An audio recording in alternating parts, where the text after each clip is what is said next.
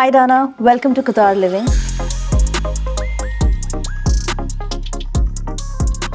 You have made history as the first artist from the Gulf region to perform at the prestigious Cannes Film Festival. How did it feel to represent Qatar on such a globally significant platform? It was wonderful, very humbling.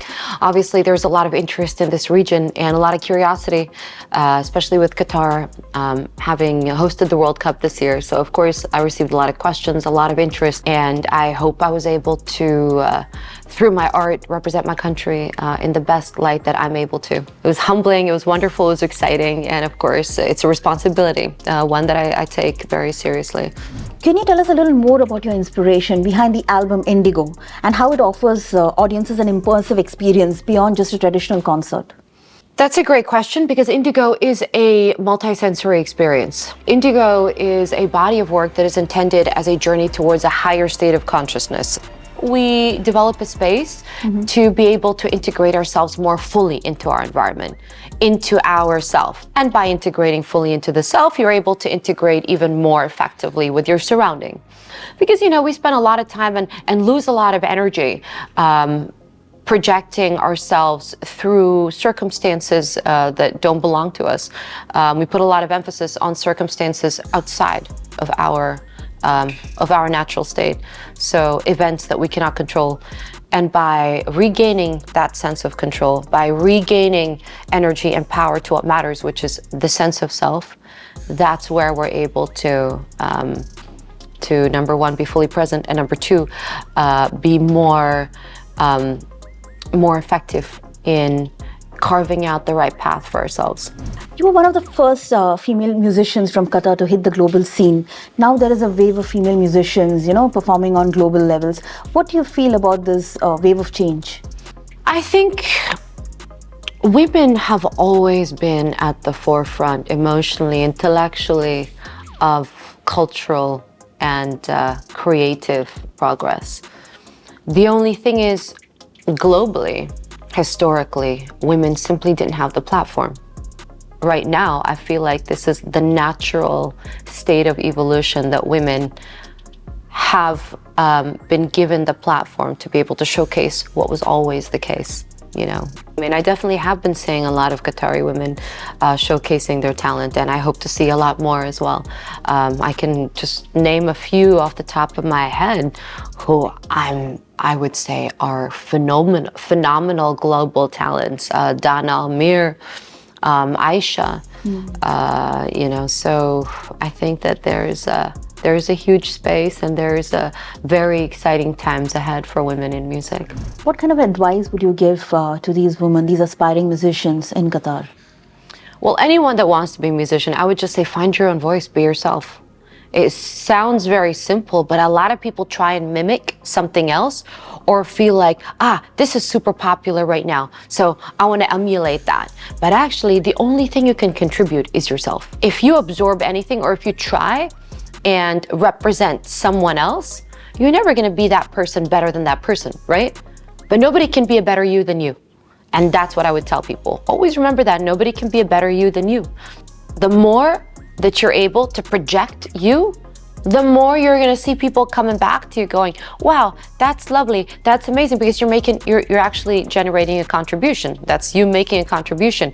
Whereas you trying to be another somebody else, people have heard it, and you're always going to be the person that's not doing it as well as the other, So just be you. And if you're able to express your art from that authentic place, people do absorb it and they love it. I think what is a struggle is to find your niche. Once you do, and you express yourself from that place where you feel like is a genuine contribution, you will realize that you have a global market opening up for you. It's like a product. If you have a product that is unique and distinctive, then you can actually open up a global market. So it is a struggle to find the niche. I always knew what I wanted to do. And also I always knew that I was a crossover composer that weaves in a lot of my textures from my country, from my region into my music.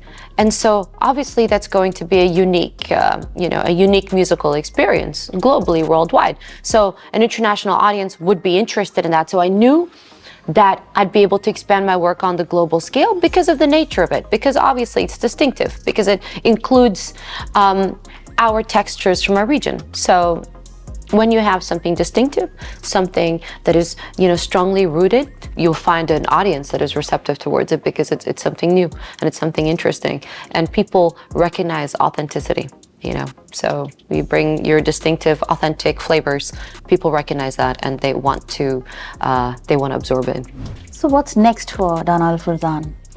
Well, there are a few things next. I have my new album, Tempest, which is a story. It's a larger configuration in terms of the musical scope. Indigo is constructed of a chamber orchestra, whereas this one is a full symphony orchestra. Plus, I have the Qatari pearl diving percussionist. Plus, I have chanting in there. So this is essentially a story of our relationship with water, through exploring global seafaring cultures, and weaving that in with our seafaring tradition, which is pearl diving. So each song has a different seafaring cultural influence, and each song also includes our seafaring traditional music. So it's a demonstration of how interconnected the human experience is through water. Why? Because water, we are 70% water. Water is what connects us all. I read the other day that there are more molecules in one drop of water than there are people in the world. Like, that's how much information water holds and stores. So that is the fundamental building blocks of our consciousness, our psyche, our organs, what drives us.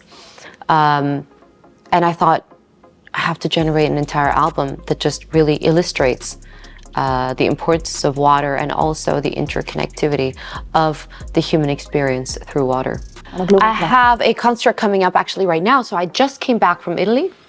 I have a concert coming up on a beautiful Roman amphitheater on the hills of Florence in an area called Fiesole. Gorgeous Etruscan ruins. So that will be on the 17th of July. And I have another concert in Turkey. That will be on the 7th of July, both of which are Indigo. And in this period of time, I'm also finalizing Tempest. So Tempest should be out in October. And I'm looking to start to organize a global tour for Tempest as well. Thank you so much. Thank you, guys.